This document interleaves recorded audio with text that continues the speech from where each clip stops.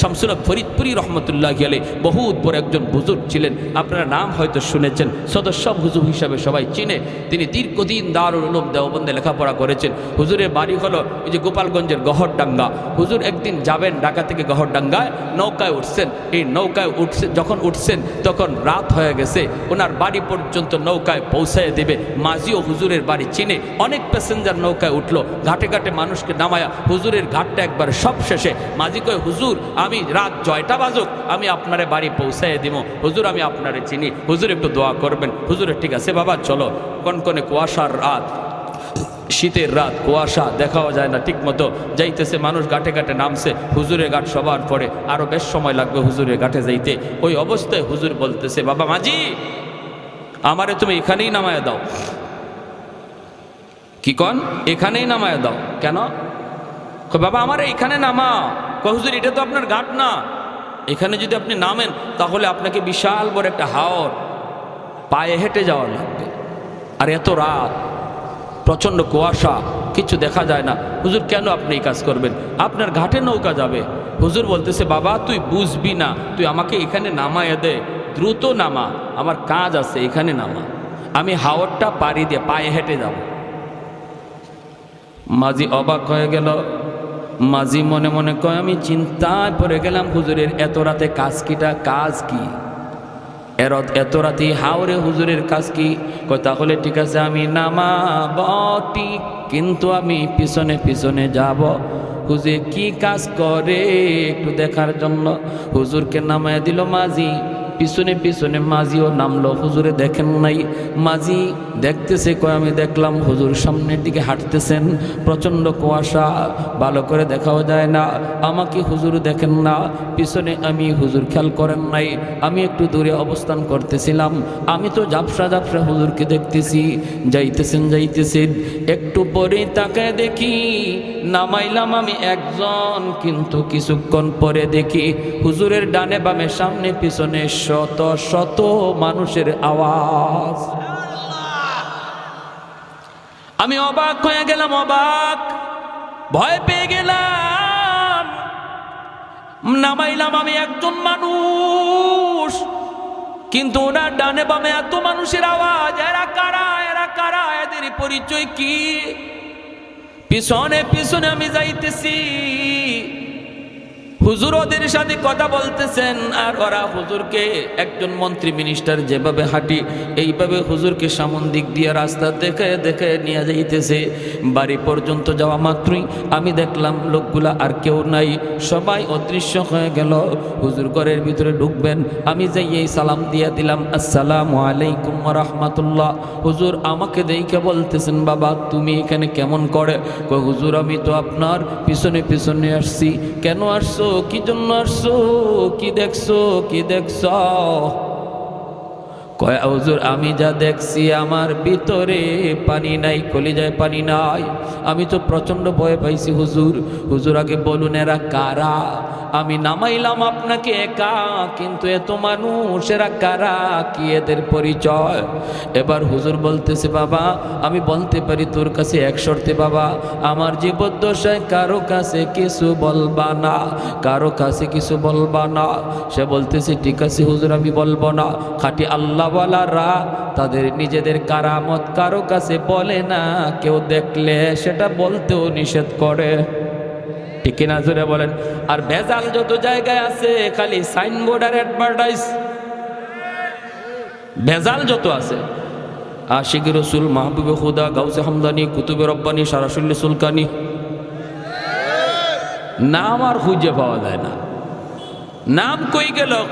লকবার উপাধি পড়তে পড়তেই শেষ, ঠিক কিনা? এক লোক ময়মনসিংহ গেছে, আসার পথে প্রচন্ড কুয়াশা, এরকম বন্ড ফিসাব। ড্রাইভাররা কয় থাম, সামনে দেখোস না কিছুই দেখা যায় না? ওখানে দেখ একটা বোর্ডিং দেখা যায়, সিট আছে কিনা একটু দেখ। তো ড্রাইভার গেছে, গিয়া বোর্ডিং ম্যানেজার রেখে, স্যার রাত বাজে প্রায় 3টা 2টা, বলতেছে স্যার আপনাদের হোটেলে কোনো সিট আছে? কয় সিট তো আছে, থাকবো কেটা? থাকবো কে? থাকবে আশিকে রসুল, মাহবুবে খুদা, গাউসে হামদানি, কুতুবে রব্বানি, সারাসুল্লি সুলকানি, কইতে কইতে 16টা টাইটা। ম্যানেজারে ধর্মে ভাগো, সিট নাই। ম্যানেজারে ভাবছে 16টা সিট লাগবে। নাম যখন 16টা কইছে, ম্যানেজারে ভাবছে সিট লাগবে কয়টা? 16টা। কয় সিট নাই, সিট নাই ভাই, যান যান। আর কয় হুজুর সিট নাই। হুজুরে কয় সিট না হইলে কেমনি যাবি? যাওয়ার তো কোনো উপায় নাই। হোটেলের বারান্দায় গামছা বিছা, চাদর বিছায় রাত কাটা। হোটেলের বারান্দার মধ্যে চাদর বিছায় ঘুমায় রইছে। ফজরের সময় ম্যানেজার উঠছে, ওইটা দেখে এত মোটা এক হুজুর গড়াগড়ি করে শীতের মধ্যে কনকনে কাঁপে। কয়েক বেড়া ঘটনা কি? এখানে হুজুরে নিয়ে এরম করো? কয় তুই হুজুরে নিয়ে এখানে কি করো? তুই আমার কাছে ভিতরে সিট চাইলি না? আমি তো আপনার কাছে সিট চাইছি। কয়েক বেটা তুই তো সিট চাইলি 16টা, তাই বললে কি আমার কাছে 2টা সিটও নাই? এখন হুজুরে উঠছে, উঠতে কয় রে, এই টাইটেলে আমার দুনিয়াতেও সিট দিল না, মরণের পরেও সিট দিত না, ঠিক না? এই টাইটেলে দুনিয়াতেই সিট দিছে না, মরার পরেও সিট দিবে। এজন্য খাঁটি আল্লাহওয়ালা চেনার উপায় হলো তারা সহজ সরল সাদা সিধা। এত অ্যাডভার্টাইজও নাই, এত গাওয়াগাওয়িও নাই, হ্যাঁ, এত লৌকিকতাও নাই। শামসুল হক ফরিদপুরি রহমতুল্লাহ আলাইহি ওই মাজিরে বলতেছেন, আমি বলতে পারি তোকে, শর্ত হলো আমার জীবদ্দশায় কারো কাছে এই কথা বলবা না। বলেন হুজুর? বাবা আমি যখন নৌকায় ছিলাম, এই নৌকায় থাকা অবস্থায় এই এলাকার জিন্নাতের সর্দার আমার কানে কানে আইসা সালাম দিয়া কয়, হুজুর আমরা আজ অনেক দিন যাবৎ আপনার অপেক্ষায়, আমাদের ভিতরে অনেক সমস্যা চলতেছে, কেউ কারো কথা মানে না, এমন দ্বন্দ্ব খুনাখুনি হওয়ার সম্ভাবনা আছে। এক পর্যায়ে আমরা সবাই একমত হয়েছি, যতগুলি সমস্যা আছে সবগুলির সমাধান আপনার কাছ থেকে নিব। আপনি যা বলবেন আমরা সবাই মাথা পেতে মেনে নিব, কেউ আর আমরা কোনো ধরনের বিরোধিতা করব না। হুজুর একটু দয়া করে যদি এই জায়গায় নামতেন, পায়ে হেঁটে যদি বাড়িতে যাইতেন, হাওরটা আমরা পাহারা দিয়া দিয়া আপনাকে বাড়ি পর্যন্ত পৌঁছায় দিব, আর মাঝখানে আমাদের যত যা কিছু জানার প্রয়োজন সব আমরা জেনে নিব। আল্লাহু আকবার। मैं तालिब मौला हो मेरे इश्क़ निराला, मैं तालिब मौला हो मेरे इश्क़ निराला, है जुमला जहाँ जिनके तजल्ली से उजाला, है जुमला जहाँ जिनके तजल्ली से उजाला, मैं दरूद जहाँ गैर खुदा यार नदारम, जुज़ याद खुदा ही दिगर कार नदरम, जुज़ याद खुदा ही दिगर कार नदरम। ज़ोरे कुन अल्लाहु अकबर। আর একটু জোরে কোন আল্লাহু আকবার। তাহলে আল্লাহর নবী বলেছেন, উলামায়ে কেরামকে মানব দানব পশু পাখি সবাই শ্রদ্ধা করে, কারণ হলো ওরা জানে উলামায়ে কেরামের উসিলায় আল্লাহ সবাইরে খাওয়াইতেছে। ঠিক কিনা? ঠিক কিনা? আমার আপনারও আল্লাহ খাওয়ায় মাদ্রাসার উসিলায়, ঠিক কিনা? আমি মাদ্রাসা দান করলেও মাদ্রাসা চলবে, না করলেও মাদ্রাসা চলবে, বাকি মাদ্রাসায় আমি দান কইরা মাদ্রাসা টিকায় রাখছি, বিষয়টা এমন নয়, বরং মাদ্রাসায় উসিলায় আল্লাহ আমাকে টিকায় রাখছে। ঠিক কিনা রে ভাই? আমাদের সিলেটের বহুত পুরো একজন আল্লাহর ওয়ালি, নাম হলো শাইখে কাতিয়া রহমতুল্লাহি আলাইহি, কুতবুল আলম শাইখুল ইসলাম হুসাইন আহমদ মাদানী রহমতুল্লাহি আলাইহির সুযোগ্য শাগরেদ। হুজুর এরকম যেভাবে গেছেন, যেখানে গেছেন সেখানেই মাদ্রাসা তৈরি করেছেন, কারণ উনারা দেখতেন, উনারা জানতেন আসমানের কুটি হলো মাদ্রাসা, আসমানের খাম্বা হলো মাদ্রাসা, মাদ্রাসা যেখানে হবে এখানে রহমত থাকবেই থাকবে। যেদিকে গেছেন ওই দিকেই মাদ্রাসা তৈরি করেছেন। এজন্য বিদাতীদের দল, ভণ্ডদের দল হুজুরকে হত্যা করার জন্য ওরা ষড়যন্ত্র করে। ওই মৌলবীর কারণে তো আমরা গান বাজনা করতে পারি না, আমরা এক্সিবিশন করতে পারি না, যাত্রার প্যান্ডেল করতে পারি না। এই মৌলবীর হত্যা করা ছাড়া কোনো উপায় নাই, উপায় নাই। আল্লাহর ওলির কাছে একবার ডাকাতের দল ভরা মৌসুম, আপনারা জানেন সিলেট এলাকাতে অনেক বেশি বন্যা হয়। একবার এরকম এরকম বন্যা হয়েছে, বন্যার ভিতরে মাদ্রাসায় ডাকাতের দল নৌকা নিয়ে মাদ্রাসায় হাজির হয়েছে। হুজুরের কাছে আইসা বলতেছে, হযরত আমাদের এলাকার 2 গ্রামের ভিতরে প্রচণ্ড ঝগড়া, যে কোনো সময় কোনাকুনি হয়ে যেতে পারে, আপনি যদি না যান তাহলে মানুষ কতজন খুন হবে এর হিসাব নাই। সবাই এক বাক্যে মেনে নিয়েছে, আপনি যেই সমাধান দিবেন এই সমাধান সবাই মেনে নিবে। ভাটি এলাকার মানুষগুলা হুজুরকে এইভাবেই মানত, এইভাবেই শ্রদ্ধা করত। হুজুর যেই জায়গায় যে হাজির, প্রচন্ড মারামারির ভিতরে মার থেমে যেত।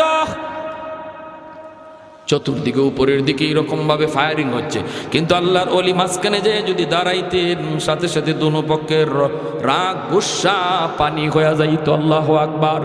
এত বড় বুজুর্গ, এত বড় আল্লাহর ওলি ছিলেন। হুজুরে বলতেছেন, ঠিক আছে বাবা, তাহলে আর দেরি নাই, আর দেরি নাই, তাড়াতাড়ি চলো, দেরি নাই, তাড়াতাড়ি চলো, আমাকে নিয়ে চলো। এই বইলা আল্লাহর ওলি তিনি উঠলেন নৌকায়, নৌকায় উঠে গেলেন। জানাজানি নাই, কাউকে বলাও নাই, উঠে গেলেন। কারণ আল্লাহর ওলিরা তারা সর্বদা মনে করতেন মুসলমান কখনো মিথ্যা কথা বলতে পারে কিছু, যে আগে যায় বলতো তার কথাই বিশ্বাস করতেন। পরে যদি একজনে যায় বলতো, হুজুর ও তো আপনার কাছে মিথ্যা কথা বলছে, তখনই ধমক দিত, মুসলমান আবার মিথ্যা বলে নাকি? সুবহানাল্লাহ, জোরে কর না। যে মুসলমান আবার মিথ্যা বলে নাকি? আগের জনে আপনারে মিথ্যা বলছে এই কথাটা বুঝানোই যেত না। কি বুঝলেন?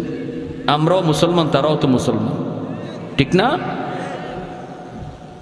উনি নৌকা উঠছেন, নৌকা উঠটা ডাকাতরা লয়ে যাইতেছে হাওর এলাকায়, সিলেটের হাওর এলাকায়। অসুবিধা দিতেছে আপনাদের ভাই? অসুবিধা দিতেছে? এই যে কুয়াশার পানি পড়তেছে, কিন্তু কষ্ট হইতেছে আপনাদের। এখন হাওরের মাঝামাঝি গেছে, একদম হাওরের মাঝামাঝি। হুজুর বলতেছে, কি রে বাবা, ওই গ্রাম তো এত দূর হওয়ার কথা না, তোমরা আমারে কোথায় নিয়ে যাচ্ছ? না হুজুর, এই যে চলে আসছি, আর অল্প সময়।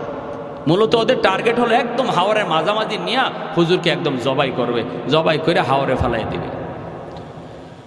হাওরের মাঝামাঝি নেওয়ার পরই ডাকাতরা তাদের চেহারা পাল্টায় ফেললো। কাছে আইসা কয়, মৌলবী প্রস্তুত হয়ে যাও, আমাদের দীর্ঘদিনের চেষ্টা, তোমারে খুন করব। তোমার কারণে আমরা গান বাজনা যাত্রা প্যান্ডেল কিছুই করতে পারি না। খালি যাবায় যাও, এবারে যাই তুমি মাদ্রাসা, যেখানে যাও সেখানে গান বন্ধ করে ফেলো, ঠিক আছে? আজকে তোমার জীবনের শেষ দিন, তুমি প্রস্তুত নাও। আল্লাহর ওলি বলেন, আমাকে একটু সুযোগ দিবানি 2 রাকাত নামাজ পড়ার? কয়, কোনো অসুবিধা নাই, শেষ জীবনের শেষ নামাজ পড়তে চাও, নামাজ পড়ে নাও। আল্লাহর ওলি 2 রাকাত নামাজে দাঁড়াইলেন নৌকার ভিতরে। যেই মাত্র নামাজে দাঁড়াইলেন, সাথে সাথে প্রচন্ড ঝড় তুফান শুরু হয়ে গেল। এমন তুফান, এমন ঝড়, মুহূর্তের ভিতরে আকাশের রং চেঞ্জ। আল্লাহর ওলি এখনো নামাজে সালাম ফিরান নাই। এমন ঝড়, নৌকা ডুবে যাবে। আর এটা এমন এক হাওর, সুনামগঞ্জের ভাটি এলাকার হাওর। এই হাওরে যদি নৌকা ডুবে, হুজুর তো মরবেন, মরছেন, কিন্তু ডাকাইতে একটাও বাঁচবে না। এখন ডাকাতের দলগুলি কয়, তাড়াতাড়ি নৌকা সামাল দেওয়া, আগে মৌলবীরে আগ পরে মারবো, আগে নৌকা সামাল দিয়ে নিজের জান বাঁচাও। ওরা তুফান আর ঝড়ের কবল থেকে নিজেকে বাঁচানোর জন্য নৌকা সামাল দিতে লাগলো, নৌকা সামাল দিতে লাগলো। আল্লাহর ওলি তিনি তো নামাজে নামাজে, খবর নাই এইদিকে এত ঝড় বয়া যাইতেছে। কারণ খাঁটি আল্লাহওয়ালারা যখন নামাজে দাঁড়ায়, দুনিয়ার কোনো হুঁশ থাকে, কোনো খবর থাকে না, কোনো খবর থাকে না। ভাইরে, উনিও নামাজ শেষ করছেন, আর নৌকাও যাইয়া দেখা গেল একটা ঘাটে লাগলো। এত বড় হাওর থেকে কেমনে ঘাটের মধ্যে আসলো? ঘাটে লাগছে তো লাগছে, যে ঘাটে যায় লাগছে এটাও সুনামগঞ্জের থানার ঘাট, পুলিশ পাহারায় নিয়োজিত।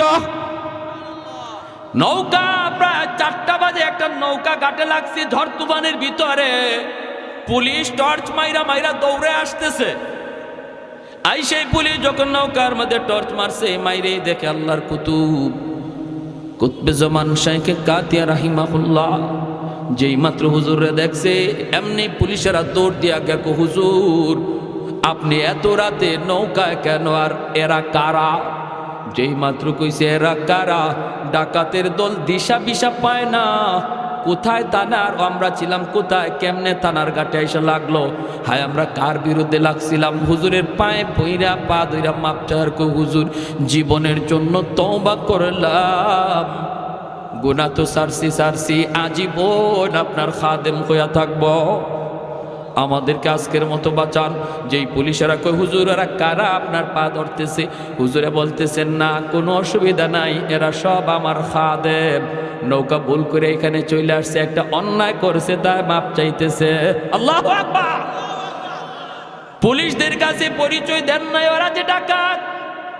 এই আল্লাহর ওয়ালি এই ডাকাতদেরকে বলছিলেন বাবা শুন, তোরা যে এমন ঘটনা ঘটাইছো আমার জীবদ্দশায় কারো কাছে বলবি না, আমার ইন্তেকালের পরে যদি বলতে চাও বলবা। আমরা আল্লাহর ওলির ইন্তেকালের পরে খবরগুলা পাইছি এবং ওরা বলছে আমরা যে হুজুরের খাদেম, আমরা কিন্তু শুরুতে খাদেম ছিলাম না, আমরা হুজুরকে মারার জন্য ডাকাত সেজে এসেছিলাম, আমরা হলাম ডাকাত। কিন্তু ঘটনা ছিল এই আল্লাহর ওলির ওই কারামতের পর আমরা তওবা করে সবাই আল্লাহর ওলির খাদেম হয়ে গেছি। এজন্য রে ভাই উলামায়ে কেরামের কদর করো, উলামায়ে কেরামকে চিনো, মাদ্রাসাকে কদর করো, মাদ্রাসাকে কদর করো। আল্লাহ নবী রহমতের নবী বলেন হাফেজে কোরআন জান্নাতের দিকে যায় আর কয় আল্লাহ আমার মা কই, আমার বাবা কই? আল্লাহ কইব যাও তার আব্বা আম্মারে জাহান্নাম থেকে উঠে আনো। জাহান্নাম থেকে বাপ মারে যখন উঠে আনবে তার দাদা দাদি নানা নানি তখন উইটে কইব বাবা তোমরা তো তোমাদের সন্তানের উসিলায় আজকে জান্নাত পেয়ে গেছো, কিন্তু সে তো আমাদের নাতি, আমরা তো কত আদর করছি, কত মায়া করছি, আমি নানা আমি নানি কত মায়া করছি, আজকে আমরা বিপদে পড়ে গেছি বাবা, তোমরা তো মুক্তি পেয়ে গেছো। আমার ভাইটারে বইল একটু সুপারিশ করার জন্য। তার আব্বা আম্মা আয়েশা তার সাথে জান্নাতের দিকে রওনা দিবে, কিছু দূর যাইয়ে বাপ মা থেমে যাবে। ছেলে কইবা আব্বা তুমি থামছো কেন, আম্মা তুমি থামছো কেন?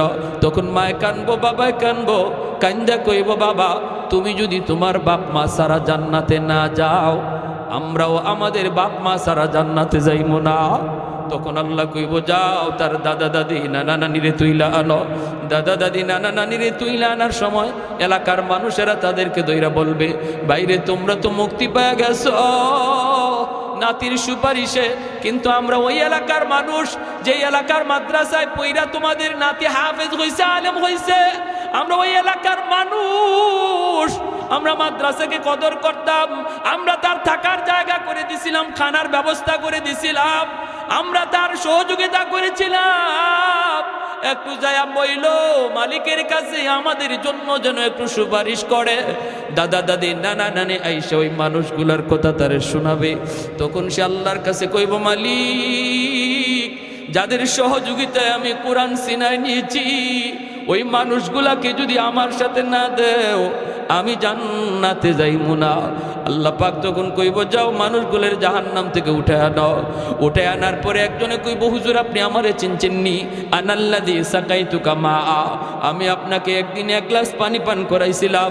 আনাল্লাযী ওয়াহাবতু লাকা ওযুআ, হুজুর আমাকে আপনি বুঝি চিনেন, আমি আপনারে একদিন এক বদনা ওজুর পানি দিছিলাম।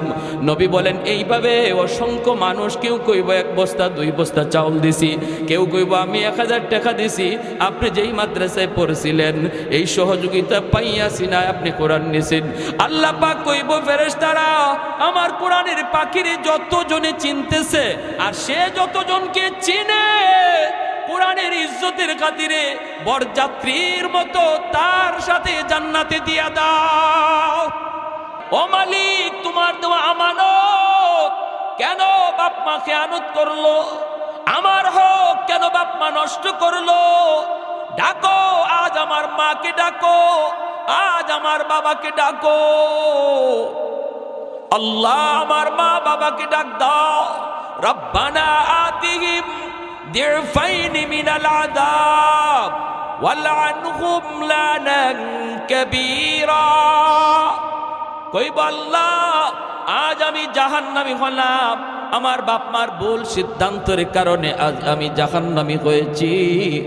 আমি আজকে জাহান্নামের আগুনে যেই পরিমাণ শাস্তি ভোগ করব, আমার মা বাবাকে ডাবল শাস্তি দাও, ডাবল শাস্তি দাও। সন্তান আল্লাহর দরবারে বাপ মার বিরুদ্ধে মামলা দিবে। দুনিয়ার বহু বাপ মা সন্তানের মামলায় আল্লাহর আদালতে আসামির কাঠগড়ায় দাঁড়াবে। নাউজুবিল্লাহ, জোরে কর। কি শিখাবো, কি পড়াবো, কি দেখাবো? মায়ার নবী, দয়ার নবী বলেন, কুল্লু মাউলুদিন ইউলাদু আলাল ফিতরা ফাআবাওয়াহু ইউহাব্বিদানিহি আও ইউনাসসিরানিহি আও ইউমাজ্জিসানিহি। আল্লাহ নবী বলেন, সমস্ত সন্তান দুনিয়াতে আগমন করে আল্লাহর পরিচয় লইয়া রে যুবক। হিন্দুর সন্তানটাও দুনিয়াতে আগমন করে এক আল্লাহর পরিচয় নিয়া। ইহুদির বাচ্চাটাও দুনিয়াতে আগমন করে এক আল্লাহর পরিচয় নিয়া। খ্রিস্টানের সন্তান সেও দুনিয়াতে আগমন করে এক আল্লাহর পরিচয় নিয়া। সমস্ত সন্তান দুনিয়াতে যখন আগমন হয় শুধু আল্লাহর পরিচয় নিয়েই নয়, বরং সে আল্লাহর ওলি হইয়া দুনিয়াতে আগমন করে। মায়ার নবী, দয়ার নবী বলেন, ফাআবাওয়াহু ইউহাব্বিদানিহি আও ইউনাসসিরানিহি আও ইউমাজ্জিসানিহি। নবীজি বলেন, এরপরে তার বাপ মা তারে ইহুদি বানায়, বাপ মা তারে নাসারা বানায়, বাপ মা তারে মুশরিক বানায়, বাপ মা তারে বেনামাজি বানায়, বাপ মা তারে সুদখোর, ঘুষখোর, গাঞ্জাখোর বানায়, বাপ মা তারে বেপথে বেলাইনে নিয়ে যায়। তার জীবনের টার্গেট ছিল আল্লাহর ওলি হইয়া কবরে যাওয়া। দুনিয়া এসেছে আল্লাহর ওলি হইয়া, কবরও সে যাবে আল্লাহর ওলি হইয়া। মাঝখানে তারে ভিন্ন পথে চালাইল কে? ভিন্ন পথে নিয়ে গেল কে? আল্লাহ নবী বলেন, তার এক নাম্বার দায়ী মা, এক নাম্বার দায়ী হলো বাবা। তার ভিন্ন পথে চলে যাওয়ার জন্য যেই সমস্ত মানুষগুলি আল্লাহর আদালতে আসামির কাঠগড়ায় দাঁড়াবে, নবী বলেন সবার আগে থাকবে বাপ মা। ওই বাপ মাকে আল্লাহ পাক রব্বুল আলামিন জিজ্ঞেস করবে, বাবার চেয়ে মাকে আল্লাহ বেশি জিজ্ঞেস করবে। মা সন্তান মাকে বেশি টাইম পায়, গর্বেও ছিল মার কাছে, দুধও খাইছে তখনও মায়ের সাথে। ছোট্ট বয়স বাবা বাহিনী থাকে, মাকে সন্তান বেশি টাইম পায়। এজন্য মার জবাবদিহিতা বাবার চেয়ে বেশি হবে, মার জবাবদিহিতা আল্লাহর কাছে মায়ের বাবার চেয়ে বেশি হবে। কারণ মায়ার নবী বলেন, আল মারআতু রাইয়াতুন আলা বাইতি যাওজিহা ওয়া ওয়ালাদিহি। নবীজি বলেন, সমস্ত মহিলারা স্বামীর ঘরের মালামালের হেফাজতের জবাব আল্লাহর কাছে দিবে। আরেকটা জবাব দিবে ওয়া ওয়ালাদিহি, তার সন্তানের ব্যাপারে জবাব দিবে মা। বাবার চেয়ে মায়ের জবাবদিহিতা বেশি হবে, কারণ মাকে সন্তান বেশি টাইম পায়। মার আসরটাও সন্তানের উপরে যায় বেশি পড়ে। মা যদি দিনদার হয় সন্তানও দিনদার হয়, মা যদি নামাজি হয় সন্তান নামাজি হয়, মা যদি কোরআন তেলাওয়াত বেশি বেশি করে সন্তান হাফেজে কোরআন হয়। মা যদি সন্তান পেটে নিয়ে বেশি বেশি টক খায়, সন্তান বড় হয়ে টক প্রিয় হয়। মা সন্তান পেটে নিয়ে যদি বেশি বেশি মিষ্টি খায়, সন্তান বড় হয়ে মিষ্টি প্রিয় হয়। মা সন্তান পেটে নিয়ে যদি বেশি বেশি করে কোরআন তেলাওয়াত শোনে, এই সন্তান বড় হওয়ার পর হাফেজে কোরআন হয়। পেটে সন্তান নিয়ে মা যদি বেশি বেশি গান শুনে, এই সন্তান বড় হয়ে গানের মাস্টার হয়। মা সন্তান পেটে নিয়ে যদি পর্দার ভিতরে চলে, সন্তান যেখনি হয়, মেধাবী হয়, জ্ঞানী হয়। আর মা সন্তান পেটে নিয়ে যদি বেপরদায় ঘুরে, এই সন্তানের ব্রেইন ঢিলা হয়, বোকা হয়, প্রতিবন্ধী হয়। এটা অভিজ্ঞরা অভিজ্ঞতার আলোকে বলেছেন। এজন্য বাইরা মনে রাখবি যুবক, সবার আগে যদি একটা সুন্দর সন্তান চাও, নেককার একটা ছেলে যাও, আগে মা, ভালো একটা মা তোমাকে তালাশ করতে হবে। পর্দানিশীল একজন মহিলা, একজন স্ত্রী তোমাকে খুঁজতে হবে। কোরআন তেলাওয়াতকারিনী একজন মা তার জন্য আনতে হবে। মা যদি ভালো হয়, সন্তান ভালো হয়, দেখবেন মা নামাজে দাঁড়াইলে ছোট্ট শিশুটাও মায়ের সাথে নামাজে দাঁড়ায়। ঠিক কিনা? মা তাসবিহ পড়ে, মা রুকু করে সিজদা করে, ছোট্ট শিশুটাও রুকু করে সিজদা করে। মা তাসবিহ পড়ে, টুট নড়ে, শিশু বাচ্চাটাও তাসবিহ পড়ে। কিসের তাসবিহ? তাসবিহ তো পড়ে না, তাসবিহ তো পড়ে না। মার টুট নড়ে, এজন্য বাচ্চাটাও টুট নাড়ায়। জোরে বলি সুবহানাল্লাহ, আর একটু জোরে কোন সুবহানাল্লাহ। এজন্য ভাইরা মনে রাখবারে আল্লাহর বান্দা, সন্তানের ব্যাপারে আল্লাহর দরবারে বাপ মার জবাবদিহিতা হবে সবার আগে। কারণ ঘর হলো তার সর্বপ্রথম বিদ্যালয়, বাপ মা হলো তার সর্বপ্রথম শিক্ষক। ঘরের মধ্যে সন্তান যা কিছু শিশুবেলা থেকে বড় হওয়ার পর এটার আসর থাকে। ঘরের মধ্যে সন্তান যা কিছু শুনে এটা তার মরণ পর্যন্ত আসর থাকে। কারণ শিশুকালে বাচ্চাগুলির দিল দেমাগ হলো কাদামাটির মতো, কাদামাটির ভিতরে যা খুশি লেখা যায়, মাটি যদি শক্ত হয়ে যায় লেখা যায় না। সন্তানের চোখ হলো ভিডিও রেকর্ডার, কান হলো তার অডিও রেকর্ডার। চোখ দিয়ে আপনার সন্তান যা কিছু দেখবে ঘরের ভিতরে সব কিছু চোখের মধ্যে রেকর্ড করে রাখে। কান দিয়ে আপনার শিশু বাচ্চাটা করে যা শুনে সব কিছু কানের মধ্যে রেকর্ড করে রাখে। যেদিন সে বড় হওয়ার পর সাপ্লাই দেয়, এতদিন পর্যন্ত যা কিছু রেকর্ড করেছে বড় হওয়ার পরে তাই সাপ্লাই দেয়। এখন যদি আপনার সন্তানের কানের মধ্যে আপনি গান রেকর্ড করান, ঘরের ভিতরে নাটক চলছে, ঘরের ভিতরে সিনেমা চলছে, টেলিভিশনের আওয়াজ চলছে, ছোট্ট বাচ্চাটা বুঝে না কিন্তু গানের আওয়াজ তার কানে রেকর্ড হয়ে রয়েছে। ছোট্ট বাচ্চা সিনেমার কোনো অনুষ্ঠান বুঝে না কিন্তু নাচ গানের দৃশ্য তার চোখে রেকর্ড হয়ে থাকে। এটা আল্লাহর পক্ষ থেকে দেওয়া তাকে দুইটা রেকর্ডার। চোখ হলো তার ভিডিও রেকর্ডার, কান হলো তার অডিও রেকর্ডার। আমরা মনে করি শিশু বাচ্চা বুঝে না, কিন্তু না না, শিশু বাচ্চা সব বুঝে, সব কিছু তার রেকর্ড হয়ে থাকে। যেদিন সে সাপ্লাই দেয়, যদি কানের ভিতরে গান রেকর্ড করে থাকি তখন গানই সে সাপ্লাই দিবে। আর যদি কানের ভিতরে কোরআন তিলাওয়াত রেকর্ড করে তাহলে সে কোরআন তেলাওয়াত বাজাবে, ঠিক কিনা? ট্যাপের ভিতরে যদি আপনি গান রেকর্ড করেন আর এই ট্যাপ নিয়ে যদি সিনেমা হলের ভিতরেও বাজান, ট্যাপকে যদি আপনি বলেন তোর পায়ে ধরি তুই এখানে কোরআন তেলাওয়াত বাজ, তুই এখানে তেলাওয়াত যদি রেকর্ড করেন আর সিনেমা হলের ভিতর নাপাক জায়গায়ও যদি ট্যাপ নিয়ে বাজান, তখন নাপাক জায়গা বুঝবে না, ট্যাপ থেকে কোরআন তেলাওয়াত বের হবে, ঠিক কিনা?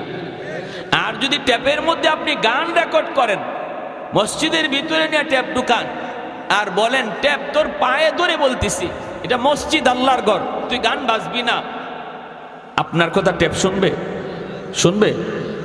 ট্যাপ বলবে আরে আহম্মক বোকা, তুই আমার মধ্যে রেকর্ড করলি গান আর শুনতে চাস কোরআন তেলাওয়াত, এটা কেমন করে হয়? এটা কোনোদিনই তো হবে না। মসজিদের ভিতরে বাজাইলেও সে গানই বাজবে। এজন্য আপনার সন্তানের দিল আর দেমাগের ভিতরে শিশুকালে যদি মাদ্রাসায় ভর্তি করায়া তার কোরআন তেলাওয়াত রেকর্ড করানো হয়, যদি তার কানের ভিতরে তেলাওয়াত আর চোখের মধ্যে কোরআন তেলাওয়াতের দৃশ্য রেকর্ড করা হয়, আল্লাহর নাম তার হৃদয়ের ভিতরে খুদাই করে লিখে দেওয়া হয়, যদি পরকালের ফিকির তার অন্তরে ঢুকায় দেওয়া হয়, এরপরে যদি আপনি তার কলেজেও পড়ান, ভার্সিটিতেও পড়ান, নাস্তিকদের বীরও যদি যায়, ঢাকা ইউনিভার্সিটির বাংলা বিভাগেও যদি আপনার সন্তান পড়ে যেখানে নাস্তিকগুলি চতুর্দিকে ভিড় করা, সেখানেও সে নাস্তিক হবে না, বরং ইসলামের সৈনিক হবে, আল্লাহর সৈনিক হবে, রসুলের সৈনিক হবে, উলামায়ে কেরামের পক্ষে থাকবে, কোরআনের পক্ষে থাকবে। আওয়াজ দিয়ে এখন ঠিক কিনা?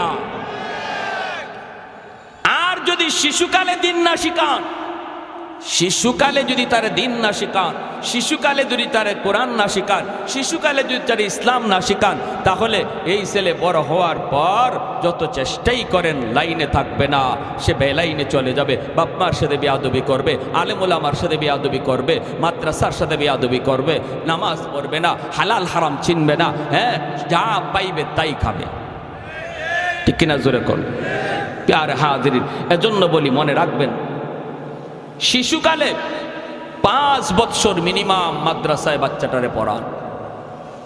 ডাক্তার বানাইতে চান, অসুবিধা নাই, আমরা নিষেধ করি না। এদেশে ডাক্তারের প্রয়োজন, ইঞ্জিনিয়ারের প্রয়োজন। সবাই মাদ্রাসায় পড়লে ডাক্তার ইঞ্জিনিয়ার হবে কে? মাদ্রাসা থেকে মুফতি মুহাদ্দিস হাফেজে কোরআন বের হয়, ডাক্তার ইঞ্জিনিয়ার বের হয় না। একটা দেশের জন্য প্রয়োজন। আমি বলি ডাক্তার বানান, ইঞ্জিনিয়ার বানান, এটা ইসলাম কখনো নিষেধ করে না। কিন্তু ইসলাম বলে ডাক্তার পরিচয় সন্তানের বড় পরিচয় নয়। আমার সন্তানের সবচেয়ে বড় পরিচয় হলো সে মুসলমানের সন্তান।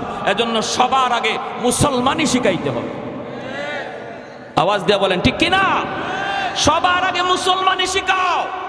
সন্তানকে বলো, বাবা ইঞ্জিনিয়ার হওয়া তোমার বড় পরিচয় নয়, ডাক্তার হওয়া বড় পরিচয় নয়, তোমার সবচেয়ে বড় পরিচয় তুমি মুসলমান। এজন্য সবার আগে মুসলমানই শিখো। আর মুসলমানই শিখানোর জন্যই মাদ্রাসায় 1 বছর 2 বছর না 5 বছর পড়াইতে হয়। শিশুকালে মক্তবে 1 ঘন্টা পড়ানোর দ্বারা মুসলমানি শিক্ষা করা হয় না। মক্তবে 1 ঘন্টা হুজুর 200-250 ছাত্রকে কখন পড়া দিবে আর কখন নিবে সহি শুদ্ধ করে কোরআনই হুজুর পড়াইতে পারে না। বাচ্চাদের মারামারি, কিলাকিলি, ঘুষাঘুষি, এই মামলা ডিসমিস করতেই তো হুজুরে 1-1.5 ঘন্টা চলে যায়, ঠিক না? এটা আমরাও তো বুঝি বাপ মারা, যে হুজুরে মক্তবে যে কি পরিমাণ ভালো পড়াইতেছে এটা আমরাও বুঝি। অনেক মাও আছে এমন মনে করে ঘরে বাচ্চা ঝামেলা করে, দুষ্টামি করে, মক্তবে পাঠাইয়ে দে, কিলাকিলি যা আছে, ঘুষাঘুষি যা আছে সব যেন মক্তবে যেয়ে করে, ঠিক না? তো এই জন্য মক্তবে পড়ানোর দ্বারা বাপ মা জিম্মাদারি আদায় হয় না, সন্তানের হক আদায় হয় না, সন্তান মুসলমানি শিখতে পারে না। 5 বছর মাদ্রাসায় পড়াইতে হবে শিশুকালে, নুরানি মাদ্রাসায়।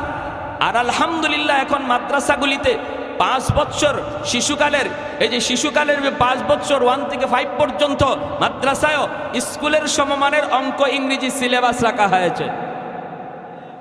স্কুলে যে অঙ্ক ইংরেজি পড়ানো হয়, মাদ্রাসায় একই অঙ্ক ইংরেজি পড়ানো হয়। শুধু আপনাদের কথা চিন্তা করে যারা মনে করতেছেন ছেলেকে ডাক্তার বানাবেন, ইঞ্জিনিয়ার বানাবেন, আপনার কথা ভেবে মাদ্রাসার সিলেবাস এমন করা হয়েছে। বানান ডাক্তার, ইঞ্জিনিয়ার বানান, কিন্তু সবার আগে তার জীবনের লেখাপড়ার শুরুটা যেন মাদ্রাসা থেকে হয়, তার জীবনের শুরু যেন মুসলমানি শিক্ষার দ্বারা হয়, তার লেখাপড়ার শুরু যেন কোরআনের শিক্ষার দ্বারা হয়। তাহলে মুসলমানের সন্তান হবে আগে, আগে মুসলমানের সন্তান হবে, তারপরে তার পরিচয় হবে ডাক্তার। যেই ছেলে মুসলমানি শিক্ষা ডাক্তার হবে, তার নিয়ত হয়ে যাবে পরিশুদ্ধ, হারাম পথে কোনোদিন টাকা কামাই করবে না, মিথ্যা সার্টিফিকেট দিয়া কোনো রোগীর প্রাণ নিবে না, টাকার লোভে পইরা কোনো নর্মাল ডেলিভারি কেস কোনো মহিলার সিজার লাগবেই মিথ্যা কথা বইলা 40,000 টাকার লুপ করবে না। কারণ তার সিনার ভিতরে কোরআনের মহব্বত, হালাল হারাম সিনায় খুদাই করে লিখে দেওয়া হয়েছে। সমাজে এমন ডাক্তারও আসেনি না নাই?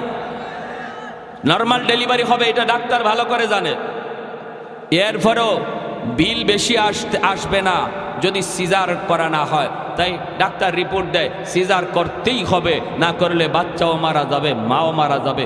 ভয়ে আমরা কই স্যার যেভাবে যত টাকা লাগে আমার বাচ্চা বাঁচান, আমার বিবিরে বাঁচান, এইরকম দিয়া ডাক্তার কয়, মনে মনে হাসে, কয় আমি তো এটাই চাইছি, ঠিক না?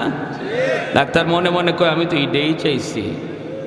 যে ডাক্তার 30-40 হাজার টাকার লোভে পড়া একজন সুস্থ মহিলাকে সারা জীবনের জন্য অসুস্থ বানায় দিল, এই ডাক্তাররে আপনারা ডাক্তার বলবেন না ডাকাত বলবেন?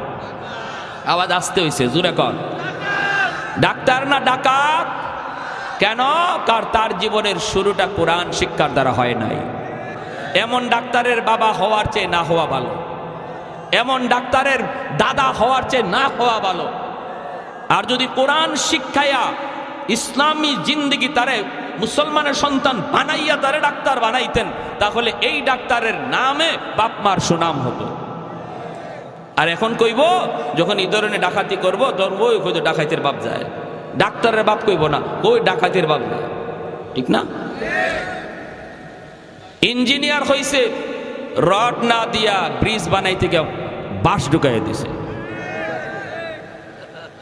খবর আসেনি উত্তরবঙ্গের মানুষের? হ্যাঁ, আচ্ছা এখন বাঁশ ঢুকাইছে, মানুষ মরছে, ইঞ্জিনিয়ার কয়তো আমার কি হয়েছে, আমার দরকার ছিল টাকা, ঠিক না? আমার দরকার ছিল টাকা, আমি টাকা পেয়ে গেছি, মানুষ মরুক তো মরুক। যে ইঞ্জিনিয়ারের কাছে টাকার দাম আছে, মানুষের জীবনের দাম নাই, এরও আপনারা মানুষ বলবেন? মানুষ বলবেন? এই কথা আল্লাহ পবিত্র কোরআনের সূরাতুর রহমানে বলেছেন, আর রহমান আল্লামাল কোরআন খালাকাল ইনসান। আল্লাহ বলে তুমি যদি মানুষ হতে চাও আগে কোরআন শিখো, যদি মানুষ হতে চাও আগে কোরআনই শিক্ষা লাভ করো। আল্লাহ পাক এজন্য কোরআন শিক্ষার কথা আগে আনলেন আর মানুষ সৃষ্টির কথা পরে নিলেন। যদি আপনারাও আপনাদের সন্তানকে মানুষ বানাইতে চান, মানুষের ঘরে সন্তান জন্ম নিলে মানুষ হয় না, মুরগির বাচ্চা জন্ম নিলে মুরগি হয়, মানুষের বাচ্চা জন্ম নিলে মানুষ হয় না, তার মানুষ বানাইতে হয়। আর আল্লাহ বলেন মানুষ বানাইবার পথ হলো কোরআনের শিক্ষা। এজন্য তার জীবনের শুরুটা কোরআনের শিক্ষা দ্বারা করাও, তার জীবনের লেখাপড়ার শুরুটা মাদ্রাসার দ্বারা করাও। তাহলে সে তোমাদের কাছে যেমন মানুষ, আমি আল্লাহর কাছেও মানুষ হবে। আর যদি মাদ্রাসা শিক্ষার দ্বারা তার জীবনের সূচনা না হয়, হালাল হারাম না চিনে, জায়েজ না জায়েজ কিছুই না বুঝে, শুধু টাকার টাকা চায়, শুধু দুনিয়া চায়, আল্লাহ বলেন সে তোমাদের কাছে মানুষ হলো, আমি আল্লাহর কাছে মানুষ নয়। আমার ভাইরা, বন্ধুরা, যুবক, এজন্য বলতেছিলাম বাপ মা বহুত বড় এক ফ্যাক্টর। বাপ মার সিদ্ধান্ত যদি সঠিক হয়, সন্তানের ভবিষ্যৎ আলোকিত হবে। বাপ মার সিদ্ধান্ত যদি রং হয়, সন্তানের ভবিষ্যৎ অন্ধকার হবে। বাপ মার সিদ্ধান্ত যদি সঠিক হয়, সন্তানের ভবিষ্যৎ আলোকিত হবে। সবার আগে বাপ মার সিদ্ধান্ত নিতে হবে, আমার সন্তানের জীবনের লেখাপড়া আমি গান শোনায় শোনায় করাবো, নাকি কোরআন তেলাওয়াত শোনায় শোনায় তার জীবন শুরু করাবো। তার জীবনের লেখাপড়া কোরআন তেলাওয়াতের দ্বারা হবে নাকি গান দ্বারা হবে, এই সিদ্ধান্ত নিবে তার মা, সিদ্ধান্ত নিবে তার বাবা রে।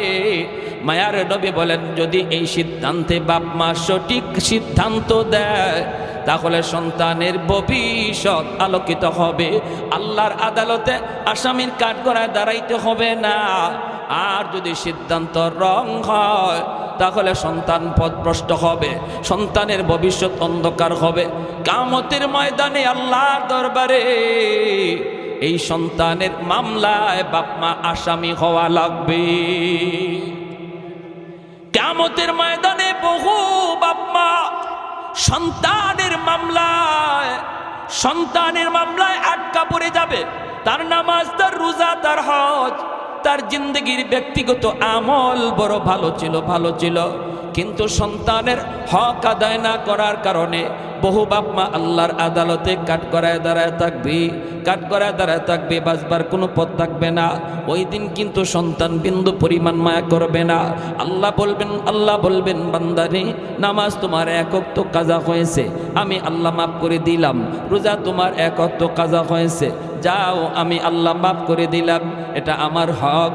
কিন্তু সন্তানের হক তুমি নষ্ট করেছো, তারে আমি আল্লাহর পরিচয় শিখাও নাই, ইসলাম ধর্ম সম্পর্কে তারে জ্ঞান দাও নাই, না তারে মুসলমানি শিখাও নাই, যার জন্য আজকে সে জাহান্নামী।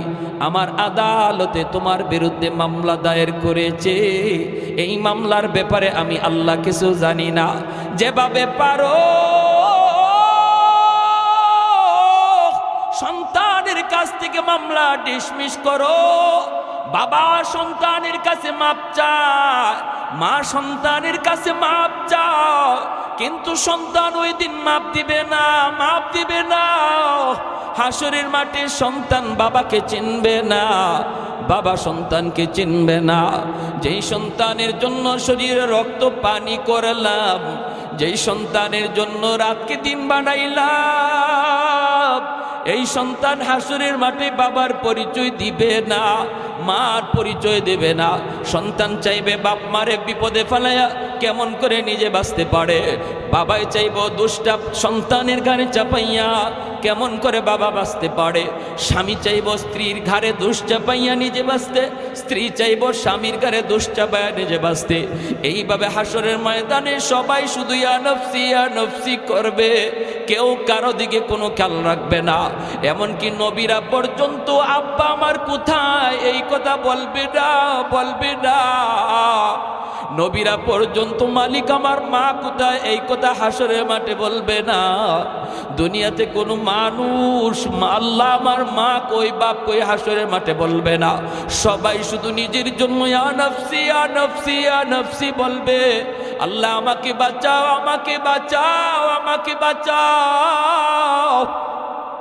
কে কার গারে দোষ চাপায়া বাঁচতে চায় এই ফিকির করবে হাসরের মাঠে। এজন্য বলতেছি রে বাবা, একটু মনোযোগ দিয়ে খেয়াল করে শোনো। আমরা যারা বাবা হয়েছি, আমরা যারা মা হয়েছি, বাবা হওয়া সহজ, মা হওয়া সহজ, কিন্তু একজন আদর্শ মা হওয়া, আদর্শ বাবা হওয়া বড় কঠিন। সিদ্ধান্ত যদি তোমার ভুল হয় তাহলে তুমি বাবা আল্লাহর দরবারে কলঙ্কিত, সন্তানের কাছেও কলঙ্কিত। আর যদি সিদ্ধান্ত তোমার সঠিক হয়, সন্তানের কারণে নাম উজালা। যেই সকল বাপ মা সন্তানকে হাফেজে কোরআন বানানোর নিয়ত করবে, নূরুন আলা নূর, আলেম বানানোর নিয়ত করবে, তাহলে এটা তো নূরুন আলা নূর। যদি মনে করে আমার সন্তানকে আমি হাফেজে কোরআন বানাবো, আলেম মুফতি মুহাদ্দিস বানাবো, কিয়ামতের ময়দানে আল্লাহ পাক রব্বুল আলামিন হাসরের ময়দানে একটা মুকুট হাতে নিয়ে দাঁড়ায় থাকবেন। হাসরবাসী মানুষ বলবে, আল্লাহ কার জানি অপেক্ষা করি, কার জন্য জানি মালিক অপেক্ষা করতেছে, মুকুট জানি আল্লাহ কাকে পরাইতে চায়। নবীর বাপ মা সামনে গেলেও আল্লাহ পাক নড়বে না, আল্লাহ পাক পরিচয় দিবেন না, আল্লাহ কাছে ডাকবেন না। কত মানুষ আল্লাহর কাছে যায় দাঁড়াবে, আল্লাহ কাউকে কাছে ডাকবেন না। এমনি একজন মানুষ যা কইব, মালিক আমাকে আপনি চিনেননি। আল্লাহ তখন বলবে, বান্দা তুমি কে? কয় আমি অমুক অমুক হাফেজে কোরআনের আব্বা, আমি অমুক মুফতি সাহেবের মা। মালিক যখন ডাক দিয়া বলবে হাসরের ময়দানে, বান্দা রে, আজ কোটি কোটি মানুষের ভিতরে আমি আল্লাহ তোমাকেই খুঁজতেছি। মান ক্বারাআল কুরআন ওয়া আমিলা বিমা ফীহি উলবিসা ওয়ালিদাহু তাজান ইয়াউমাল কিয়ামা দাউহু আহসানু মিন দাউইশ শামস। মায়ার নবী, দয়ার নবী বলেন, দুনিয়াতে ওই হাফিজে কোরআনের মাথায় পাগড়ি পরাইল দুনিয়ার উস্তাদগণ, এলাকার মানুষগণ হাফিজে কোরআনের মাথায় পাগড়ি পরায় দিল। কিন্তু ওই দিন আল্লাহ পাকের কুদরতি নজর ছিল হাফিজে কোরআনের বাপ মার দিকে। যেরকম সুবহানাল্লাহ, মানুষ হাফিজের মাথায় পাগড়ি পরায় আর আল্লাহর নজর হাফিজের বাপ মার দিকে। সুবহানাল্লাহ জোরে কইতেন না? আর একটু জোরে কোন সুবহানাল্লাহ, আর একটু জোরে সুবহানাল্লাহ। আল্লাহু আকবার। লা জিদ্দা ওয়ালা নিদ্দা ওয়ালা হাদ্দা লিমাওলা, লা জিদ্দা ওয়ালা নিদ্দা ওয়ালা হাদ্দা লিমাওলা। আল আনা কামা কানা ওয়ালাম ইয়ালকা জাওয়ালা, আল আনা কামা কানা ওয়ালাম ইয়ালকা জাওয়ালা। লা মিসলা ওয়ালা সাওয়ারা মিসলা ওয়া নাযীরা। মান ক্বালা সিওয়া যালিকা ক্বাদ ক্বালা মুহালা, মান ক্বালা সিওয়া যালিকা ক্বাদ ক্বালা মুহালা। লা ওয়ালদা ওয়ালা ওয়ালিদা লা আম্মা ওয়া খালা, লা শিবহা ওয়ালা মিসলা ওয়ালা কুফুয়া লিমাওলা। জোরে সুরে বলি আল্লাহু আকবার। আর একটু জোরে মুসলমানের আওয়াজে আল্লাহু আকবার। আমাদের আওয়াজ যত উঁচু হবে, ইসলামের দুশমনদের আওয়াজ তত নিচু হবে, ঠিক কিনা জোরে বলেন। আজকে বলুন তো, বাংলার জমিনে নাস্তিক বেশি না ইমানদার বেশি? ইমানদার বেশি, নাস্তিক কম। এরপরও ইমানদাররা, ইমানদারদের সামনে নাস্তিকদের তো লাফালাফি। কারণ কি? একমাত্র কারণ আমাদের আওয়াজ ছোট হয়ে গেছে। ইমানদারের আওয়াজ ছোট হয়ে গেছে। ইসলামের হুকুম হলো আমরা জায়গা মতো নরম, আবার জায়গা মতো আমরা খুব বেশি গরম। আওয়াজ দিয়া কোন ঠিক কিনা? পশ্চিমাদের চোখ পড়েছে কাবা গড়ের প্রান্তরে, ব্রিটিশ দালাল দল বেঁধেছে ধ্বংস করতে চায় কারে। পশ্চিমাদের চোখ পড়েছে কাবা গড়ের প্রান্তরে, ব্রিটিশ দালাল দল বেঁধেছে ধ্বংস করতে চায় কারে। আল্লাহ পাকের ঘর, তোর সাহস থাকলে ধর। হয় নাই, হয় নাই, আরো জোরে হয় নাই, ঠিক কিনা? আল্লাহ পাকের ঘর, তোর সাহস থাকলে ধর। দো জাহানের মালিক যিনি, পবিত্র কাবা।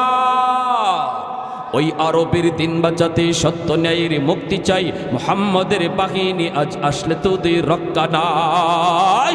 ওই আরবের দিন বাঁচাতে সত্য ন্যায়ের মুক্তি চাই, মুহাম্মাদের বাহিনী আজ আসলে তোদের রক্ষা নাই। পশ্চিমাদের চোখ পড়েছে কাবা গড়ের প্রান্তরে, ব্রিটিশ দালাল দল বেঁধেছে ধ্বংস করতে চায় কারে। আল্লাহ পাকের ঘর তোর সাহস থাকলে ধর, তো জাহানের মালিক যিনি পবিত্র কাবা। ওই আরবের দিন বাঁচাতে সত্য ন্যায়ের মুক্তি চাই, মুহাম্মাদের বাহিনী আজ আসলে তোদের রক্ষা নাই।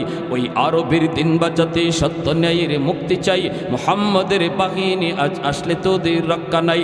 মুহাম্মাদুর রাসূলুল্লাহর বাহিনী আসেনি, হাত উঠে বলো আসেনি, আর একটু জোরে আসেনি।